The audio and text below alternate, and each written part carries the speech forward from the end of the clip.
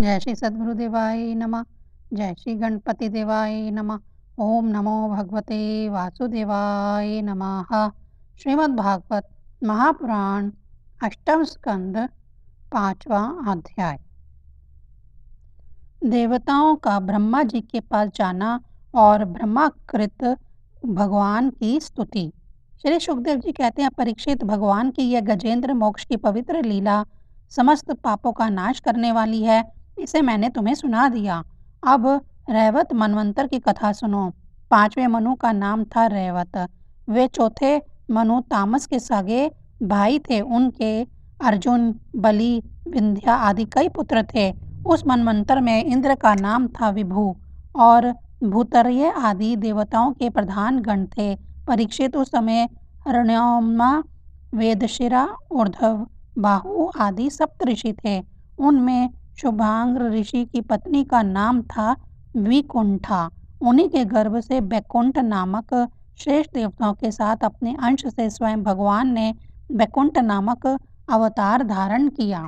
उन्होंने लक्ष्मी जी की प्रार्थना से उनको प्रसन्न करने के लिए बैकुंठ धाम की रचना की थी। वह समस्त लोकों में श्रेष्ठ है। उन बैकुंठ धाम के कल्याणमय गुण और प्रभाव का वर्णन मैं संक्षेप से तीसरे स्कंद में कर चुका हूँ। भगवान विष्णु के संपूर्ण गुणों का वर्णन तो वह क्या करे जिसने पृथ्वी के परमाणुओं की गिनती कर ली हो। छठे मनु चाक्षु के पुत्र चाक्षुर थे। उनके पुरुष, सुमग्र आदि कई पुत्र थे। इंद्र का नाम था मंत्र ध्रुमम और प्रधान देवगण थे अराय आदि। उस मनवंतर में हवश्यमान और वीरक आदि सप्तऋषि थे। जगतपति भगवान ने उस समय श्री भी विराज की पत्नी संभूति के गर्भ से अजित नाम का अंश अवतार ग्रहण किया था। उन्होंने ही समुद्र मंथन करके देवताओं को अमृत पिलाया था तथा वह ही कच्छप रूप धारण करके मंद्राचल की मथानी के आधार बने थे।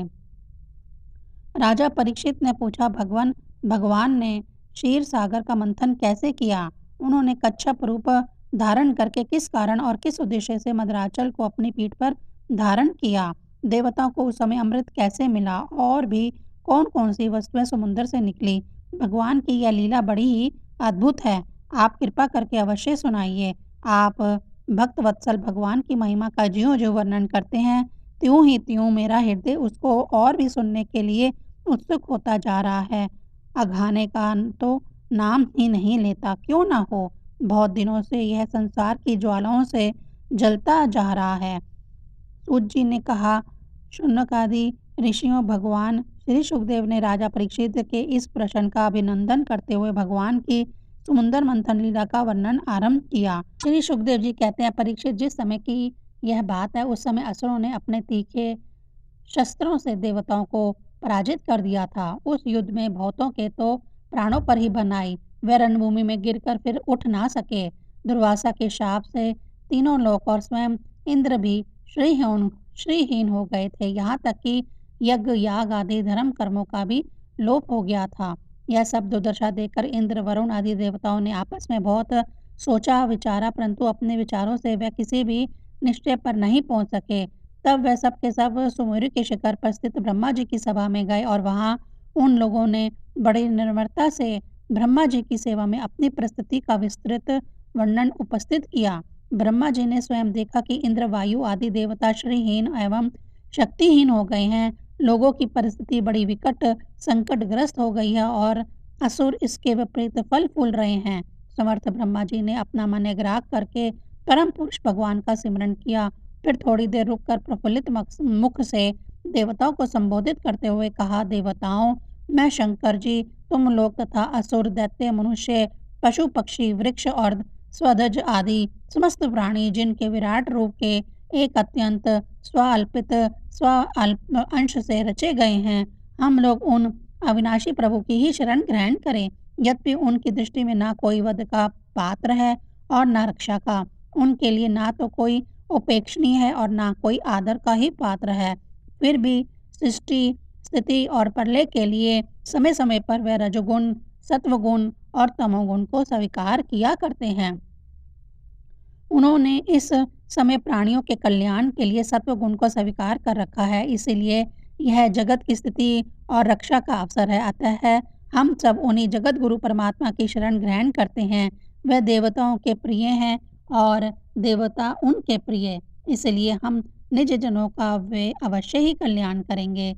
सुखदेव जी कहते हैं, परीक्षित, देवताओं से यह कहकर ब्रह्मा जी देवताओं को साथ लेकर भगवान अजित के निज धाम वैकुंठ में गए। वह धाम तमोमयी प्राकृतिक से परे है।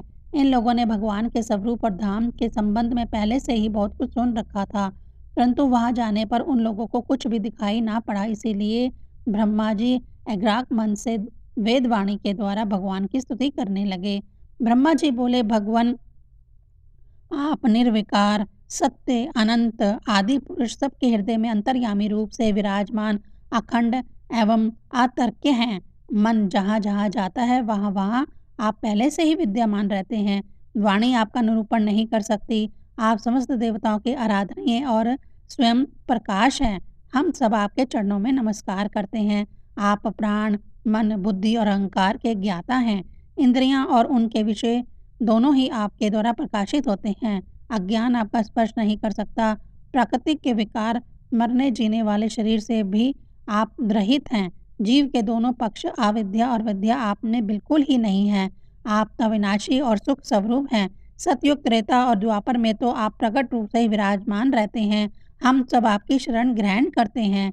यह शरीर जीव का एक मनोमय चक्र यानी रथ का पहिया है। 10 इंद्रियां और 5 प्राण, ये 15 इसके आरे हैं। सत्व, रज और तम, ये 3 गुण इसकी नाभि है। पृथ्वी, जल, तेज, वायु, आकाश, मन, बुद्धि और अहंकार, ये 8 इसमें नेमी यानी पहिए का घेरा है। स्वयं माया इसका संचालन करती है और यह बिजली से भी अधिक शीघ्रगामी है।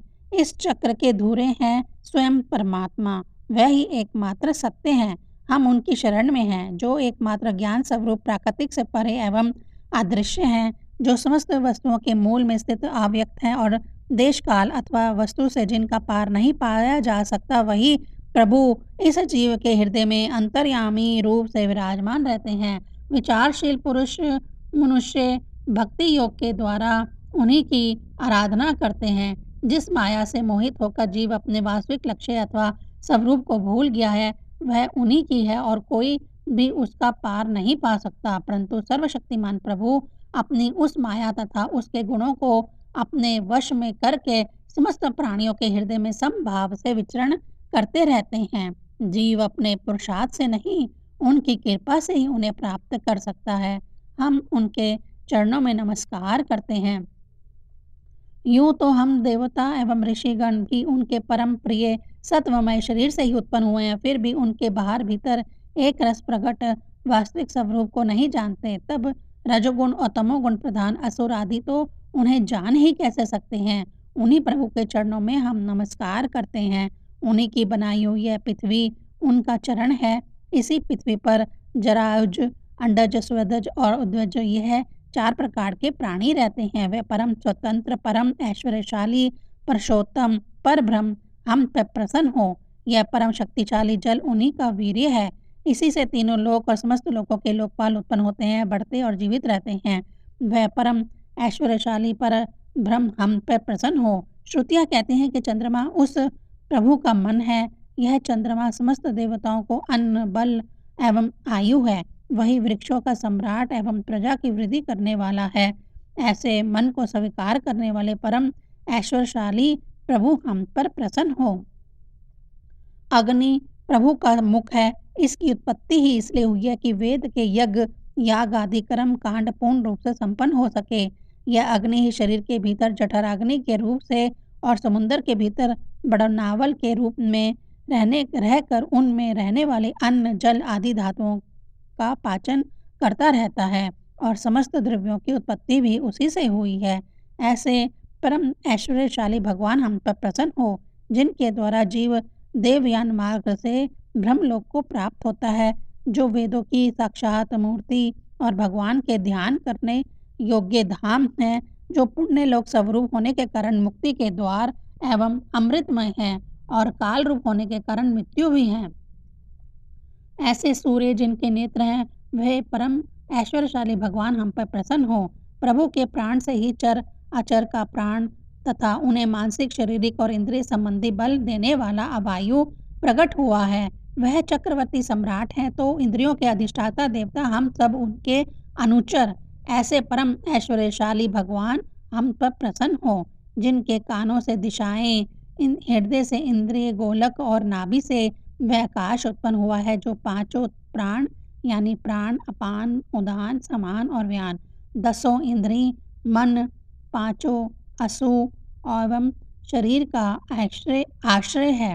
वह परम ऐश्वर्यशाली भगवान हम पर प्रसन्न हो, जिनके बल से इंद्र, प्रसन्नता से समस्त देवगण, क्रोध से शंकर, बुद्धि से ब्रह्मा, इंद्रियों से वेद और ऋषि तथा लिंग से प्रजापति उत्पन्न हुए हैं। वह परम ऐश्वर्यशाली भगवान हम पर प्रसन्न हो, जिनके वक्षस्थल से लक्ष्मी, छाया से पितृगण, स्तन से धर्म, पीठ से अधर्म, सिर से आकाश और विहार से अप्सराएं प्रकट हुई हैं। वह परम ऐश्वर्यशाली भगवान हम पर प्रसन्न हो, जिनके मुख से ब्राह्मण और अन्य अत्यंत रहस्यमय वेद, भुजाओं से क्षत्रिय और बल, जंघाओं से वैश्य और उनकी वृत्ति, व्यापार कुशलता तथा चरणों से वेद भारे शूद्र और उनकी सेवा आदि वृत्ति प्रकट हुई है।